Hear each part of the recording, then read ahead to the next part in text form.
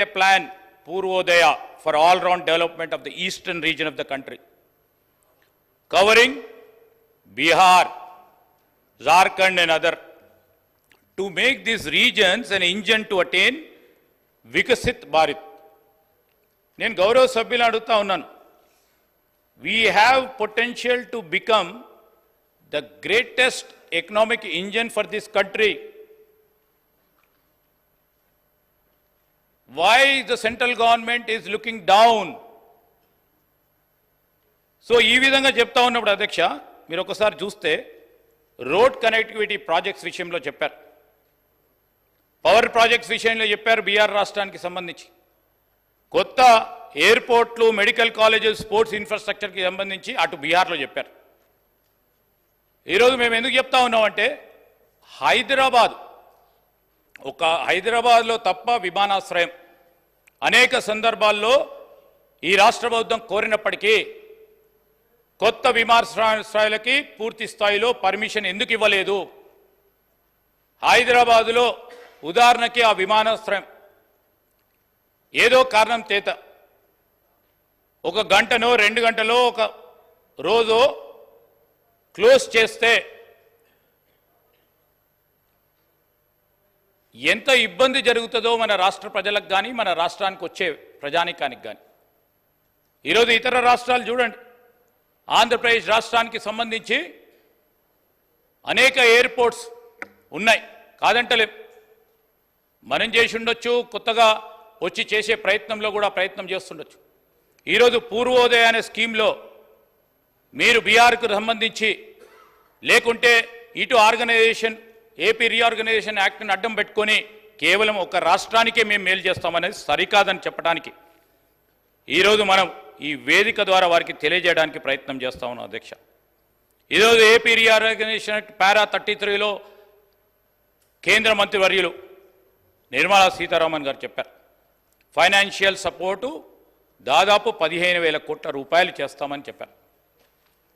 ఈరోజు అక్కడ ఉన్న భారీ నీటి పారుదల షాప్కు సంబంధించిన ప్రాజెక్టుకి కూడా అన్ని తీరుల అనుమతులు ఇస్తూ ఈరోజు ఫినాన్షియల్ ఆస్పెక్ట్లో కూడా సహకారం చేస్తామని చెప్పారు. మేము అడుగుతా ఉన్నాం గౌరవ మంత్రి గారు, అదేవిధంగా గౌరవ ముఖ్యమంత్రి గారు, ఈ రాష్ట్రానికి సంబంధించి మేము ప్రభుత్వం ఏర్పాటైన తర్వాత ప్రధానమంత్రి సంబంధిత కేంద్ర మంత్రులను కలిసి ఎక్కడున్న ప్రాజెక్ట్స్కి, సాగునీటి ప్రాజెక్ట్స్కు పూర్తి స్థాయిలో మీరు నిధులు కేటాయింపు చేయాలి, అనుమతులు ఇవ్వాలని కోరితే దాని గురించి ప్రస్తావన లేదు అధ్యక్ష. అదేవిధంగా మనం చూస్తూ ఉన్నాం, ఉదాహరణకి టూరిజంకి సంబంధించి కూడా ఈరోజు ప్రస్తావన చేశారు కనుక నేను గౌరవ సహచర బీజేపీ సభ్యులను కోరుతా ఉన్నాను, ప్రస్తావన చేయడం జరిగింది కనుక నిర్మలా సీతారామన్ గారు వారికి సంబంధించి ఈరోజు tourism has always been a part of our civilisation అని చెప్పారు. తప్పకుండా వారు గుర్తించినందుకు చాలా సంతోషం. తెలంగాణలో గొప్ప సంస్కృతి ఉంది, మన సంస్కృతిని ప్రతిబింబం చేసే అనేక స్థలాలు ఉన్నాయి.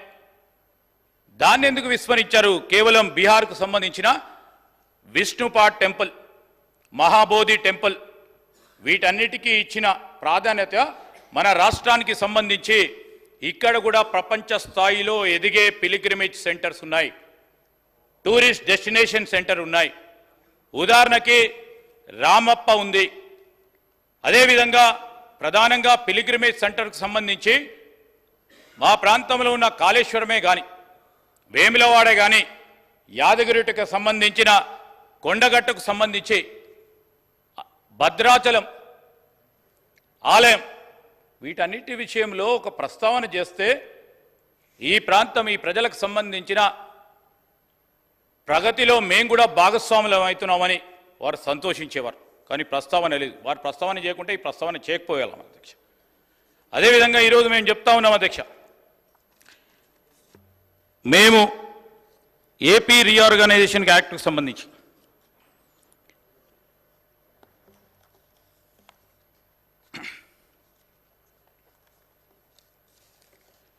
ఏపీ రీఆర్గనైజేషన్ యాక్ట్కి సంబంధించి అధ్యక్ష, దీంట్లో ముందుకు వెళ్తా ఉన్నప్పుడు ఇంతకుముందు చెప్పినట్టు 33 ప్రధానమైన హామీలతో అనేక డిపార్ట్మెంట్స్కి సంబంధించి యూనియన్ బడ్జెట్లో రిఫ్లెక్ట్ కానీ గత 10 సంవత్సరాలుగా పరిష్కారం కానీ గత 10 సంవత్సరాలుగా కేంద్ర ప్రభుత్వం నిర్లక్ష్యం చేసిన అనేక అంశాల విషయంలో ఈరోజు ఎన్డీఏ గవర్నమెంట్ నీతి ఆయోగ్ అని 2015లో ప్లానింగ్ కమిషన్ను సంబంధించిన అనేక అంశాలను పక్కన పెట్టి వారు ఒక కొత్త ప్రణాళిక ఒక కొత్త సంస్థను స్థాపించడం జరిగింది. సో ఏమన్నారు అధ్యక్ష? To involve states in decision making and promote cooperative federalism. అధ్యక్ష, కోఆపరేటివ్ ఫెడరలిజం అంటే ఏంది? రాష్ట్రాలన్నీ కూడా కలుసుకొని కేంద్రానికి సంబంధించిన ప్రగతిలో భాగస్వాములు కావాలి. దీంట్లో ఈ స్పిరిట్ ఆఫ్ కోఆపరేటివ్ ఫెడరలిజంని మీరు డైల్యూట్ చేస్తూ నిర్లక్ష్యం చేస్తూ ఇంకో ప్రక్కన కోఆపరేటివ్ ఫెడరలిజం గురించి మాట్లాడుతూ రాష్ట్రానికి సంబంధించిన విధులు నిధులు హక్కులను కాలరాస్తూ కేంద్ర ప్రభుత్వం ఆ విధంగా ముందుకెళ్తా ఉంటే తప్పకుండా మన బాధ్యతగా ఈరోజు మన గౌరవ శాసనసభ్యులు ఏ పార్టీకి సంబంధించిన వారైనా కానీ కేంద్ర ప్రభుత్వం అనుసరిస్తూ ఉన్న విధానాన్ని వీరు తప్పుగా వెళ్తూ ఉన్నారు, ఇది సరికాదు, ఈ రాష్ట్రం దేశంలో కూడా భాగస్వామ్యం అని చెప్పడానికి అందరం కూడా ఇక్కడ కూర్చున్నాం అధ్యక్ష. ఈరోజు మేము కాదు అంటే ఈ రాష్ట్రానికి సంబంధించిన ప్రజలకు సంబంధించిన అంశం విషయంలో మేము ముందుండడం లేదు అని అంటే మీరు ఒక్కసారి ఆలోచన చేయమని కోరుతా ఉన్నాను అధ్యక్ష. అదేవిధంగా నీతి ఆయోగ్తో పాటు అనేక సందర్భాల్లో 14th ఫైనాన్స్ కమిషన్కు సంబంధించి రాష్ట్ర ప్రభుత్వం అనేక సంవత్సరాలుగా అడుగుతూ ఉంది. రాష్ట్రానికి సంబంధించిన పన్నుల డివల్యూషన్ని 42% మీకు వచ్చే గ్రాస్ ట్యాక్స్ రెవెన్యూలో ఇవ్వాలని కోరితే డిమాండ్ చేస్తే దాన్ని కూడా పక్కన పెట్టడం జరిగింది అధ్యక్ష. ఈరోజు మళ్ళా ఆర్టికల్ 275 రాజ్యాంగానికి సంబంధించి కూడా దాన్ని కూడా ఫైనాన్స్ కమిషన్ ఏది చెప్తే commission manage transfer to states విషయంలో కూడా 10 సంవత్సరాలుగా మన రాష్ట్రానికి ఏ విధమైన లాభం చేయలేదు. మేము చెప్తా ఉన్నాం అధ్యక్ష, ఈరోజు మోస్ట్ సెంట్రలీ స్పాన్సర్డ్ స్కీమ్స్కి సంబంధించి రాష్ట్రానికి సంబంధించిన మనకు సంబంధించిన అనేక అంశాల విషయంలో కేంద్ర ప్రభుత్వ నిర్ణయాలు రాజ్యాంగ స్ఫూర్తికి విరుద్ధంగా తీసుకోవటం జరిగింది. ఇదో మీరు ఎంతవరకైతే రాష్ట్రాన్ని అన్ని రాష్ట్రాలను బలంగా వాళ్ళని ఎంపవర్ చేసి ముందుకెళ్తారో వికసిత్ భారత్ అనేది అసాధ్యం. ఈరోజు ఇండియాని సెల్ఫ్ సఫిషియెంట్ గ్లోబల్ మ్యానుఫ్యాక్చరింగ్ హబ్గా చేయాలంటే మీ వికసిత్ భారత్లో తెలంగాణని మీరు ఇతర రాష్ట్రాలతోని ముందుకు తీసుకెళ్ళకపోతే వికసిత్ భారత్ సాధ్యం కాదని మా అభిప్రాయం అధ్యక్ష. ఈరోజు మీ సెంట్రల్ స్పాన్సర్డ్ స్కీమ్స్లోని కానీ ఇంటరిమ్ బడ్జెట్కు సంబంధించిన ఆ అంశంలోనే కానీ ఈరోజు మళ్ళా మనకు సంబంధించిన tax incentives and industrial development విషయంలో కానీ పవర్ యూటిలిటీ పేమెంట్స్ విషయంలో కానీ గత 10 సంవత్సరాల నుంచి అనేక సందర్భాల్లో రాష్ట్ర ప్రభుత్వం కోరుతా ఉన్న ఏదైతే పవర్ డ్యూస్కు సంబంధించి కానీ ట్రైబల్ యూనివర్సిటీ ఇన్ తెలంగాణకు సంబంధించి మరి AP reorganisation act mandates the establishment of Telangana University in Telangana, Tribal University in Telangana. ఈరోజు దాని విషయంలో కానీ ఓవరాల్ బడ్జెట్ అసెస్మెంట్ విషయంలో కానీ ఈరోజు నష్టం జరిగిన మాట మనం అందరం కూడా చూస్తూ ఉన్నాం అధ్యక్ష.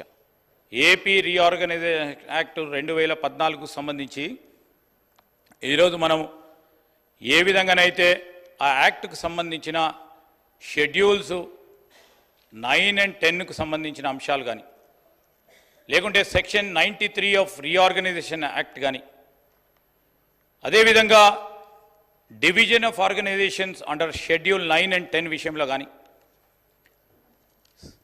సెంట్రలీ స్పాన్సర్డ్ స్కీమ్స్కి సంబంధించి ఆ నిధులు కేటాయింపుల విషయంలో కానీ, అనేక అంశాల విషయంలో అధ్యక్ష, కన్స్ట్రక్షన్ వర్కర్స్ విషయంలో కానీ, ఈరోజు మేము చెప్తా ఉన్నాం ఎక్స్పెండిచర్ చేసిన అంశాల విషయంలో కానీ, బ్యాక్వర్డ్ డిస్ట్రిక్ట్స్ సంబంధించి ఈరోజు తెలంగాణ యావత్ అంతా కూడా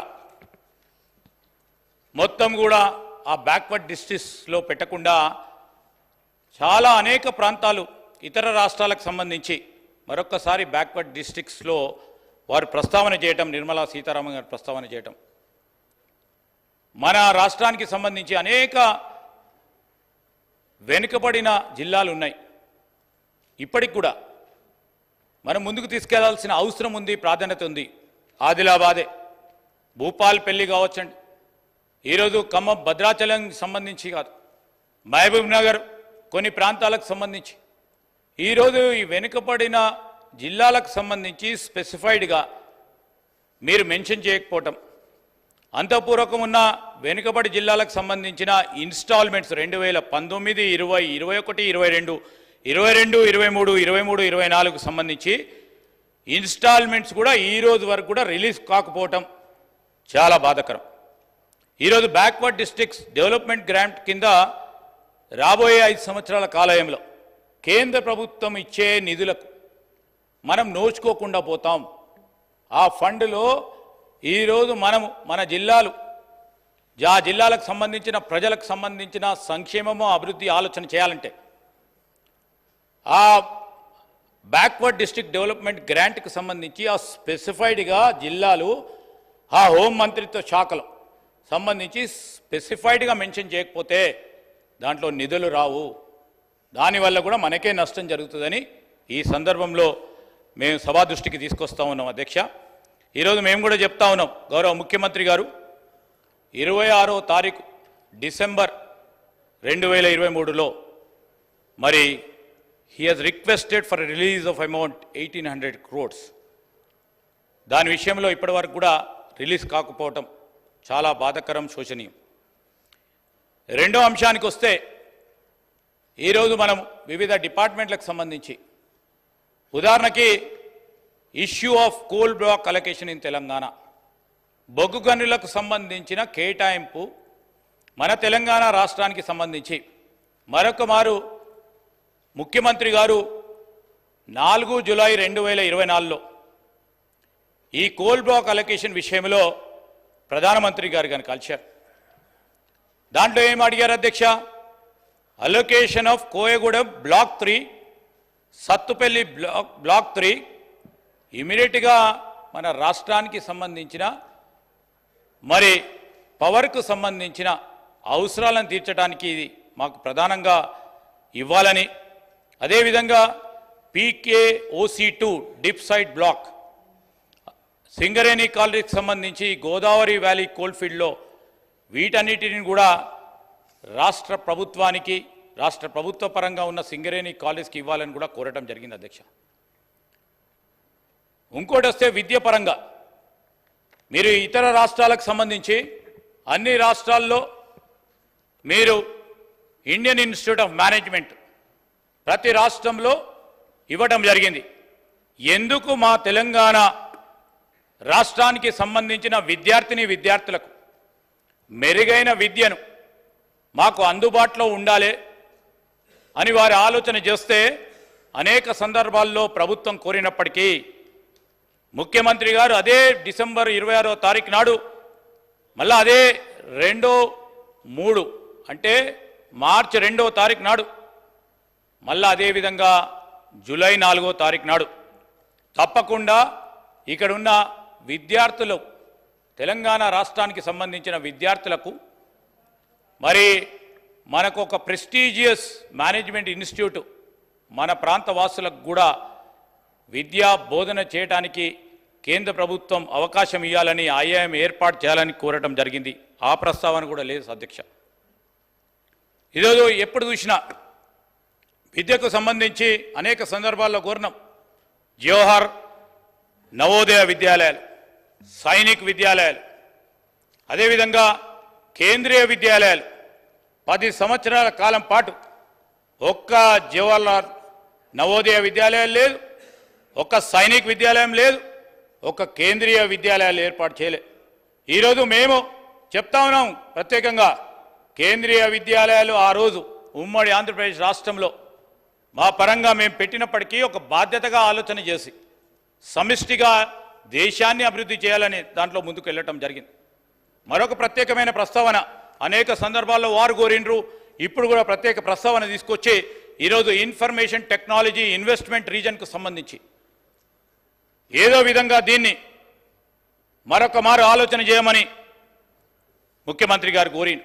లాంగ్ పెండింగ్ ఇష్యూ అధ్యక్ష 10 సంవత్సరాల కాలం పాటు నుంచి 2012లో ఆనాడు ఉన్న యూపీఏ ప్రభుత్వం దీన్ని శాంక్షన్ చేస్తే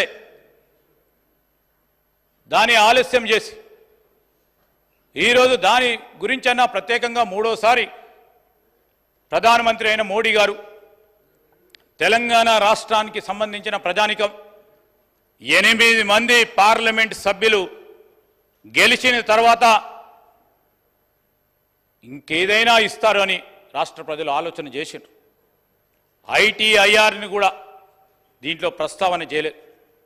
కాజీపేట్ కోచ్ ఫ్యాక్టరీ దాని విషయంలో ప్రస్తావన లేదు.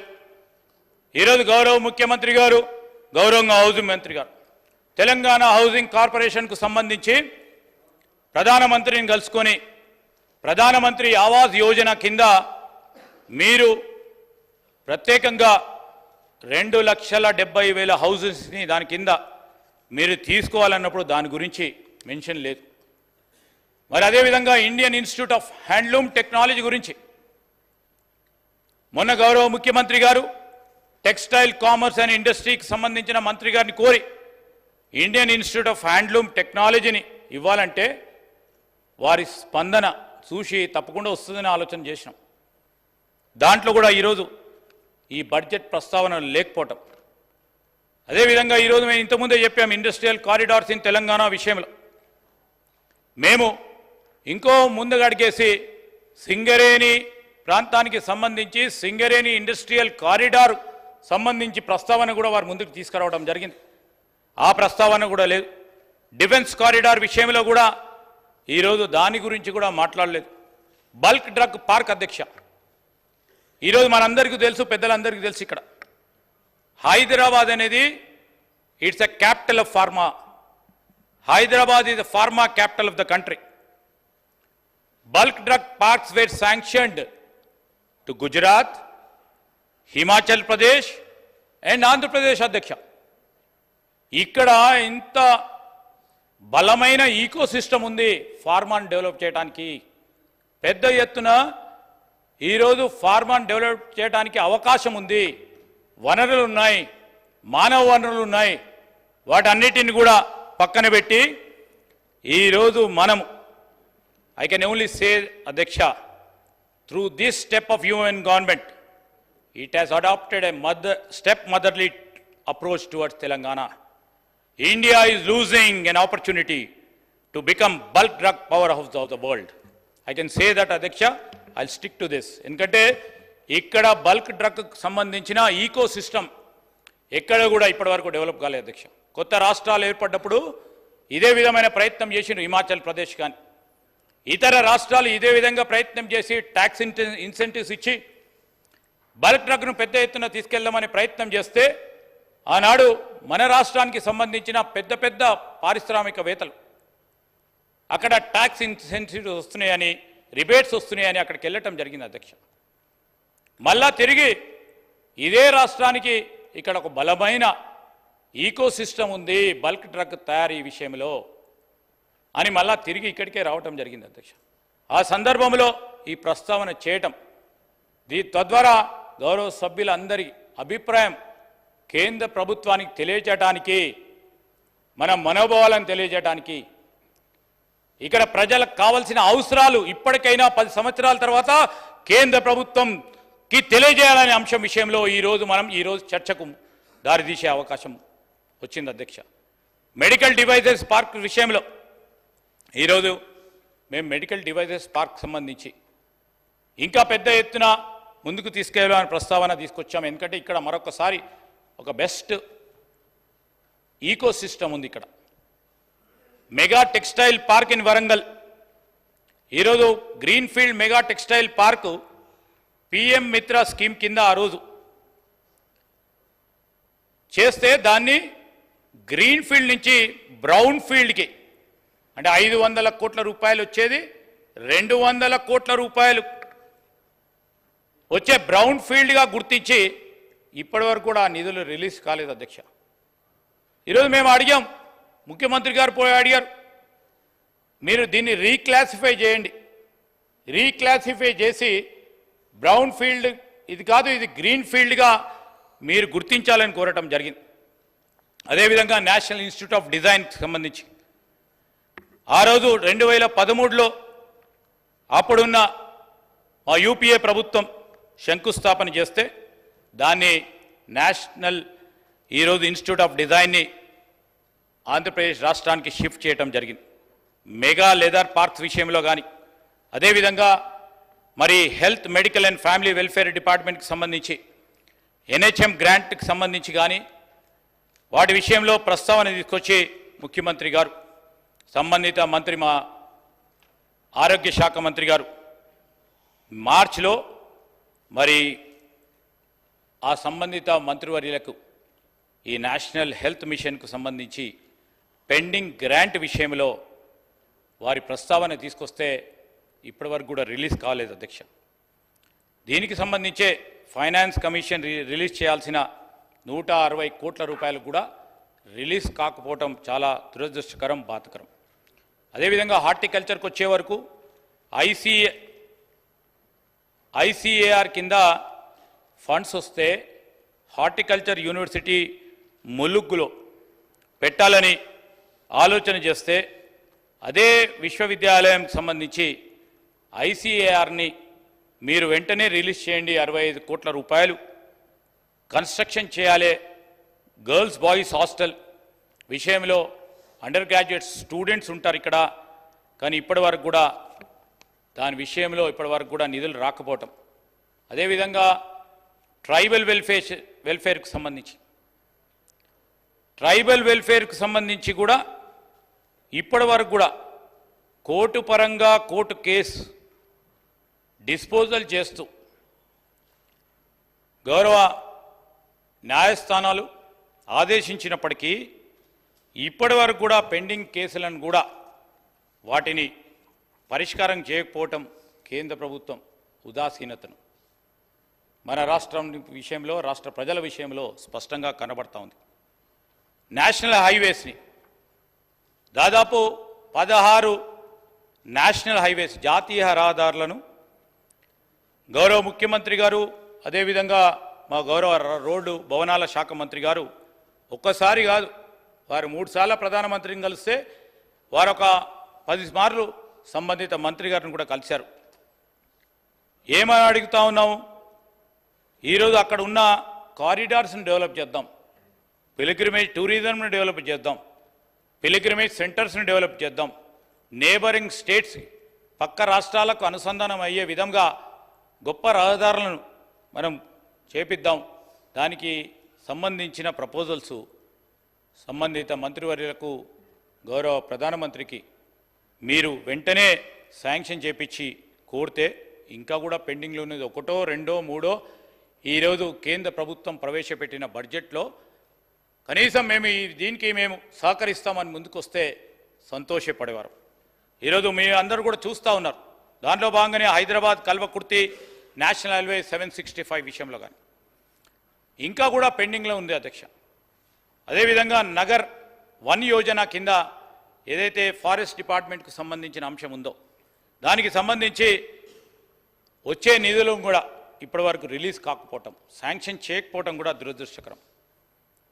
ఫుడ్ అండ్ సివిల్ సప్లైస్కి సంబంధించి, పౌర సరఫరాలకు సంబంధించి కూడా గౌరవ ముఖ్యమంత్రి గారు, అదేవిధంగా అనేక సందర్భాల్లో గౌరవ పౌర సరఫరాల శాఖకు సంబంధించిన మంత్రి గారు ఈరోజు మనకు రావాల్సిన పెండింగ్ సబ్సిడీకి సంబంధించిన నిధులను వెంటనే రిలీజ్ చేయాలి, దాదాపు 3,000 కోట్ల రూపాయలు ఇంకా పెండింగ్లో ఉన్నాయి. దాన్ని రిలీజ్ చేయమని 2 మార్లు ఇప్పటి వరకు కేంద్ర ప్రభుత్వాన్ని కోరినాం. దాన్ని అదేవిధంగా పెండింగ్ ఉంది. ఈరోజు PMGKY కింద మరి ఇదే డిపార్ట్మెంట్కి సంబంధించి అక్కడ కూడా దాదాపు 400 కోట్ల రూపాయల వరకు ఆ పెండింగ్ నిధులను మరి ఆలోచన చేస్తే ఈరోజు మేము మహాలక్ష్మి భాగంలో ఈరోజు 500 రూపాయలకి ఎలిజిబుల్ బెనిఫిషరీస్కి నేరుగా ఇస్తామంటే దాని గురించి కూడా క్యాష్ క్రెడిట్ విషయంలో మరి ఏదైతే సివిల్ సప్లైస్ భవనానికి సంబంధించి డీమర్జర్ ప్లాన్లో సివిల్ సప్లైస్ భవన్ ఏదైతే ఉందో ఇలాంటివి అన్ని డిపార్ట్మెంట్కి సంబంధించిన అంశాలు ఉన్నాయి అధ్యక్ష. లేబర్ డిపార్ట్మెంట్కి సంబంధించి అదేవిధంగా మిషన్ భగీరథకు సంబంధించి కేంద్ర ప్రభుత్వానికి ఫినాన్షియల్ అసిస్టెన్స్ కావాలి మిషన్ భగీరథ కంటే దానికి సంబంధించి కూడా మేము బేషిజాలకు పోకుండా రాష్ట్ర ప్రజానికానికి ప్రతి ఒక్కరికి నీరు అందించాలి. దాంట్లో బేషిజాలు పోకుండా గత ప్రభుత్వం ఏది మొదలుపెట్టినా దాంట్లో ఉన్న లోటు పాటలను కూడా సవరించి ముఖ్యమంత్రి గారు మరి మినిస్టర్ జలశక్తి గారికి ఇదే మిషన్ భగీరథకి సంబంధించి మాకు ఇంకో 16,000 కోట్ల రూపాయలు ఇవ్వాలని కూడా కోరటం జరిగింది అధ్యక్ష. దాని ప్రస్తావన కూడా లేదు. అదేవిధంగా షెడ్యూల్ క్యాస్ట్ డెవలప్మెంట్ డిపార్ట్మెంట్కి సంబంధించి ఒక 200 కోట్ల రూపాయలు ఈరోజు మాకు మీరు విషయంలో సహకారం ఇవ్వమని కోరాం. దాని గురించి కూడా లేదు. మిషన్ కాకతీయ విషయంలో గత ప్రభుత్వం కానీ ఈ ప్రభుత్వానికి సంబంధించి మేము రాగానే కూడా ఏదైతే రిలీజ్ కావాల్సిన అమౌంట్ ఉందో అది కూడా రిలీజ్ కాలేదు. దాని పరంగా ఉన్న మిగిలిపోయిన మరి నిధులను రిలీజ్ చేయమని కోరాం. వాటర్ బాడీస్ సంబంధించి రిపేర్ రెనోవేషన్ అండ్ రెస్టరేషన్ కింద ఈరోజు వాటర్ బాడీకి సంబంధించి కానీ పాలమూరు రంగారెడ్డి లిఫ్ట్ ఇరిగేషన్కి సంబంధించి పెద్ద ఎత్తున నిధులు కేటాయింపు చేయాలని మా ఇరిగేషన్ మంత్రి గారు ఉత్తమ్ కుమార్ రెడ్డి గారు ముఖ్యమంత్రి గారు 3 మార్లు కూడా కోరటం జరిగింది. అదేవిధంగా పవర్కు సంబంధించి అధ్యక్ష ఏదైతే ఈరోజు విద్యుత్ పరంగా యుటిలిటీస్ ఏవైతే ఉన్నాయో దానికి సంబంధించి డ్యూస్ ఏవైతే ఉన్నాయో కేంద్ర ప్రభుత్వం నుంచి వచ్చేది ఆ డ్యూస్ అన్నిటిని కూడా రిలీజ్ చేయాలని డిస్కామ్స్ ఇబ్బంది పడతా ఉన్నాయి. ఆ డిస్కామ్స్కి సంబంధించి మీరు డ్యూస్ రిలీజ్ చేయకుంటే అతి కష్టంగా డిస్కామ్స్ ఈరోజు డిస్ట్రిబ్యూషన్ కంపెనీస్ పరంగా మరి రాబోయే కాలంలో ఇబ్బంది పడే ప్రమాదం ఉందని మరి అనేక సందర్భాల్లో కూడా చేయటం జరిగింది అధ్యక్ష. ఈరోజు మళ్ళా వచ్చే వరకు పట్టణాభివృద్ధికి సంబంధించి అర్బన్ డెవలప్మెంట్కి సంబంధించి అనేక కరెస్పాండెన్స్ కూడా కేంద్ర ప్రభుత్వానికి వివరించడం జరిగింది అధ్యక్ష. ఈరోజు మేము అడుగుతూ ఉన్నది ఒకటే, ఇన్ని హోమ్ డిపార్ట్మెంట్కి సంబంధించి మన ఐపీఎస్ క్యాడర్ రివ్యూకు సంబంధించిన 2021లో రాష్ట్ర ప్రభుత్వం నుంచి వచ్చిన మరి ప్రతిపాదన గురించి ఆలోచన చేయండి. సరిపోవటం లేదు. మరొక 70 మంది ఐపీఎస్ ఆఫీసర్లని రాష్ట్ర ప్రభుత్వానికి కేటాయింపు చేయాలంటే మరి ఇప్పటివరకు కూడా దాని విషయంలో ప్రస్తావన చేయకపోవటం. అదేవిధంగా ఇంతకుముందే చెప్పాము ఎల్డబ్ల్యూఈ డిస్ట్రిక్ట్ సంబంధించి ఇంకా అనేక విషయాలు మన రాష్ట్ర ప్రభుత్వానికి సంబంధించి రాష్ట్ర ప్రజలకు సంబంధించిన ప్రయోజనాల విషయంలో వివిధ డిపార్ట్మెంట్లకు సంబంధించి ఈరోజు మా ప్రభుత్వం ఏర్పాటైన తర్వాత ఈ విధమైన ప్రపోజల్స్ కేంద్ర ప్రభుత్వ పరంగా రావాల్సిన నిధులు, రిలీజ్ కావాల్సిన నిధులు, కొత్తగా మీరు ఇవ్వాల్సిన పర్మిషన్లు, కేటాయింపులు, వివిధ డిపార్ట్మెంట్లకు సంబంధించిన అనేక అంశాల విషయంలో వివక్ష జరిగింది. ఆ వివక్ష పూర్తి స్థాయిలో పస్ఫుటంగా నిన్న కేంద్ర ప్రభుత్వం ప్రవేశపెట్టిన బడ్జెట్లో కనబడ్డది. మేము అడుగుతా ఉన్నాం అధ్యక్ష, ఆ ప్రభుత్వం ఆంధ్రప్రదేశ్ రాష్ట్రానికి ఇచ్చిన ప్రజలు ఒకప్పుడు మనకు సంబంధించిన సోదరులు సోదరిమల్లే ఈరోజు కూడా వారికి ఎందుకు ఇచ్చామని అడుగుతలేం. ఏపీ రీఆర్గనైజేషన్ యాక్ట్కు సంబంధించి వారికి ఏ విధంగా ఏ రేషియో ఏ నిష్పత్తిలో ఆ రీఆర్గనైజేషన్కు సంబంధించిన నిష్పత్తి విషయంలో వివిధ డిపార్ట్మెంట్లకు సంబంధించిన ఆ రీఆర్గనైజేషన్ యాక్ట్ ఆస్పెక్ట్స్ అన్నిటికీ సంబంధించి కూడా ఈరోజు మాకు రావాల్సిన మా హక్కు ఈ తెలంగాణ రాష్ట్ర ప్రజల హక్కు మాకు రావాలని ఒక పరంగా డిమాండ్ చేస్తూ ఇంకా సమయం ఉంది. గౌరవ బీజేపీ శాసనసభ్యులు ఉన్నారు, వారు కూడా మా అందరి అభిప్రాయాలను గౌరవిస్తారని మేము ఆశిస్తూ ఉన్నాం. ఈరోజు ఒక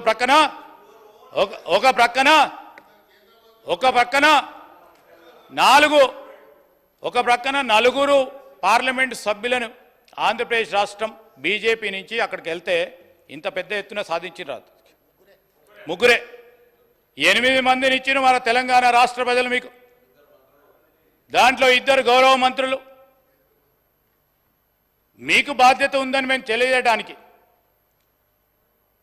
మీ బాధ్యతకు సంబంధించిన ఎక్కడ పొరపాటు జరుగుతూ ఉంది, దానివల్ల తెలంగాణ రాష్ట్ర ప్రజలు వారి హక్కులు కోల్పోతూ ఉన్నారు. వారికి రావాల్సిన నిధులు, వారికి కావాల్సిన హక్కులు అన్నీ కూడా కోల్పోవడం జరుగుతూ ఉంది. అధ్యక్ష, ఈరోజు మేము ఎందుకు చెప్తా ఉన్నాము? మనకందరికీ అన్యాయం జరిగింది. అన్యాయం జరిగిన సందర్భంలో ఈరోజు మేము ఈ సందర్భంలో కూడా నేను గౌరవ సభ్యులను వారి ఆలోచన కూడా తీసుకోమని కోరుతా ఉన్నాం. అధ్యక్ష, ఐఎమ్ నాట్ ఈల్డింగ్. అధ్యక్ష, I'm not speaking against the rule. ఈరోజు నేను గౌరవ మంత్రి గారిని ఈరోజు దేశంలో మేము అడుగుతా ఉన్నాం 2-3 ప్రశ్నలకి. ఈరోజు దేశంలో తెలంగాణ భాగం కాదా? తెలంగాణ నువ్వు ఎందుకు విస్మరించడం జరిగింది? ఎందుకు మర్చిపోయినరు కేంద్ర ప్రభుత్వం? ఈరోజు మీరు సమాధానం తెలంగాణ మాకు కాదు, మాకు ఇవ్వకుంటే సార్ ఓకే, తెలంగాణ ప్రజలకు సమాధానం చెప్పాల్సిన అవసరం ఉంది. ఈరోజు తెలంగాణ ఒక కొత్త రాష్ట్రం దేశంలో ఉందన్న సంగతి పూర్తి స్థాయిలో మర్చిపోయారు కేంద్ర ప్రభుత్వం.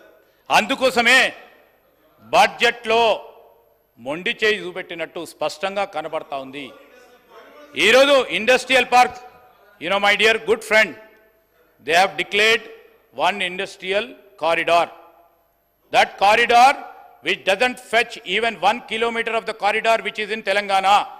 The node which they have already ascribed falls in Andhra Pradesh. And in spite, our right, whatever the general thing, what you people are telling, sir, ee roju kuda chepta unnam, నిధుల కేటాయింపు విషయంలో వివిధ డిపార్ట్మెంట్ల ద్వారా వచ్చే అంశాలు మన హక్కు తప్పకుండా వస్తాయి. అవి ఈరోజు మేము ప్రత్యేకంగా ప్రస్తావనలో ఏపీ రీఆర్గనైజేషన్ యాక్ట్కు సంబంధించిన అంశాల విషయంలో సమాధానం చెప్పమని కోరుతా ఉన్నాం. ఏపీ రీఆర్గనైజేషన్ యాక్ట్లో ఇతర రాష్ట్రాలకు సంబంధించి మేము అడుగుతా ఉన్నాం, అక్కడ కేటాయింపులు ఎందుకు జరిగినాయి? అదే ఆంధ్రప్రదేశ్ రాష్ట్రానికి సంబంధించి మేము ప్రస్తావన చేసిన ఈ అంశాలు ఎందుకు ప్రస్తావన రాలేదని అడుగుతా ఉన్నాం. అధ్యక్ష, ఈరోజు మేము అడుగుతా ఉన్నాం, దయచేసి ఈరోజు నేను పరిశ్రమలకు సంబంధించి సోదరులు అడుగుతా ఉన్నారు, పరిశ్రమలకు సంబంధించి మనకు ఇది గ్రోత్ ఇంజన్, 5 ట్రిలియన్ ఎకానమీ చేయాలి. భారతదేశానికి సంబంధించి మేము పాత్రదారులమని ముందుకెళ్తా ఉన్నాం. మన వానవరులు గొప్ప వానవరులు ఉన్నాయి. ఇక్కడ గొప్ప ఈకో సిస్టమ్ క్రియేట్ చేశాం. దాంట్లో మాకు భాగస్వామ్యం కావాలి అంటే తప్పకుండా ఇవ్వాల్సిన ధర్మం కేంద్ర ప్రభుత్వానికి. మేము అడుగుతా ఉన్నాం, ఒకటే సింగిల్ లైన్. అధ్యక్ష, చాలా మంది మాట్లాడేది ఉంది.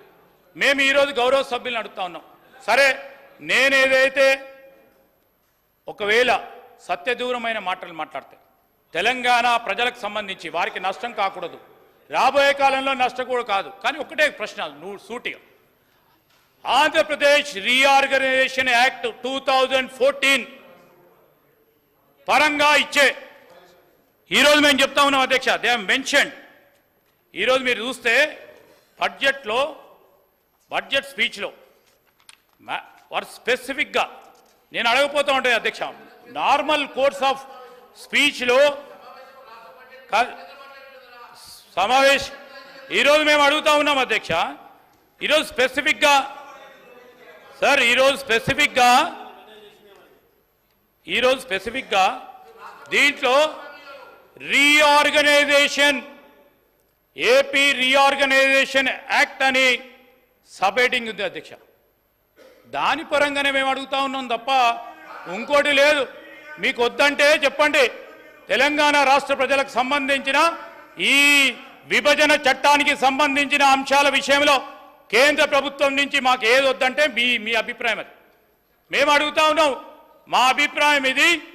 మీ ద్వారా, మీ పార్లమెంట్ సభ్యుల ద్వారా కేంద్ర మంత్రులకి, అదేవిధంగా ప్రధానమంత్రికి తెలియజేసి ఇప్పటికైనా బడ్జెట్ ఆమోదం చేయడానికి సమయం ఉన్నది, సవరణ చేసే కార్యక్రమం చేయాలని కోరడానికి అందరి అభిప్రాయం తీసుకొని మనం అందరం ఓ మంచి వాతావరణంలో, నేను కోరుతా ఉన్నది ఒకటే, ఐఎమ్ టెలింగ్ యూ, మంచి వాతావరణంలో తెలంగాణ రాష్ట్ర ప్రజలకు సంబంధించిన మన హక్కులు, మన నిధులు, మన విధులను మనం సాధించడానికి మీ అందరి సహకారాన్ని కోరటానికే, మీ అభిప్రాయాలను తీసుకోవడానికే మరి ఈరోజు ప్రభుత్వ పక్షాన మరి ప్రస్తావన చేయటం జరిగింది. మీ అభిప్రాయాలు చెప్పండి. మనం అందరం కూడా రాష్ట్ర ప్రజలకు సంబంధించిన ఈ అంశం, ఈ రీఆర్గనైజేషన్ యాక్ట్ మా మహేశ్వర్ రెడ్డి గారు చూసుంటారు. ఇది స్పెసిఫిక్గా they mention sir, otherwise we won't have been so troubled. స్పెసిఫిక్గా మెన్షన్ చేసినప్పుడు ఈ రీఆర్గనైజేషన్ యాక్ట్ అప్పుడు సరే ఆ రాష్ట్రానికి సంబంధించిన అంశాలు ఉన్నప్పుడు పక్కనే తెలంగాణ రాష్ట్రానికి సంబంధించి ఈ విభజనకు సంబంధించిన అంశాలు ఉండాలి కదా సార్. ఏది లేకపోవడంతో ఎంతో మనోవేదనకు గురవుతా ఉన్న తెలంగాణ ప్రజలకు సంబంధించిన అంశాలని మనం అందరం కూడా చర్చించుకొని ఒక మంచి వాతావరణంలో మనమందరం మళ్ళా పోరాడతాం. మీరందరితో పాటు మనం అడుగుదాం కేంద్ర ప్రధానమంత్రి, మనందరి ప్రధానమంత్రి, రాష్ట్ర మంత్రులను అడుగుదాం.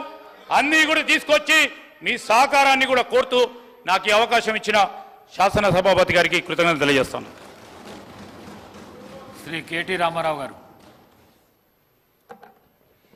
అధ్యక్ష, ముందుగా గౌరవ మంత్రి గారికి, ఎందుకంటే వారు లెజిస్లేటివ్ అఫైర్స్ మినిస్టర్ కూడా, వారిని అడగదలుచుకుంది ఏమంటే అధ్యక్ష, వారు పెట్టిందేమో తీర్మానం అన్నారు. తీర్మానం కాపీస్ అయితే మాకెవరికి రాలేదు. తీర్మానం అన్నారు, చర్చ ప్రారంభించారు. మరి నేనేమనుకున్నానంటే, ఎందుకంటే ఇంత ప్రాముఖ్యత కలిగిన అంశం కాబట్టి గౌరవ ముఖ్యమంత్రి గారే మరి రాష్ట్ర ప్రభుత్వ పక్షాన సమర్థవంతంగా తీర్మానం ప్రవేశపెడుతూ వాదన వినిపిస్తారేమో అనుకున్నాను. కానీ మరి వారు ఏ కారణం చేతనో కానీ ముఖ్యమంత్రి గారు మాట్లాడడం లేదు. వారి సహచర మంత్రివర్యులతో మాట్లాడించినారు. మరి వారికి మాట్లాడడం ఇష్టం లేక మాట్లాడతలేరా, ఇబ్బంది అయి మాట్లాడతలేరా నాకు తెలియదు. కానీ అధ్యక్ష, మాకు గత 10 సంవత్సరాలుగా మేము అక్కడ ఉండి చెప్పిందే ఇవాళ శ్రీధర్ బాబు గారు చెప్పిన అధ్యక్ష, కొత్తదేం లేదు. స్పీకర్ సార్, ముఖ్యమంత్రి గారు, వారికి పాపం వారి ప్రధాన ప్రతిపక్ష నాయకుడిని ఏదో అనిపించాలనే ఉబలాటం ఎక్కువ కనిపిస్తుంది. ఇంత అత్యంత కీలకమైన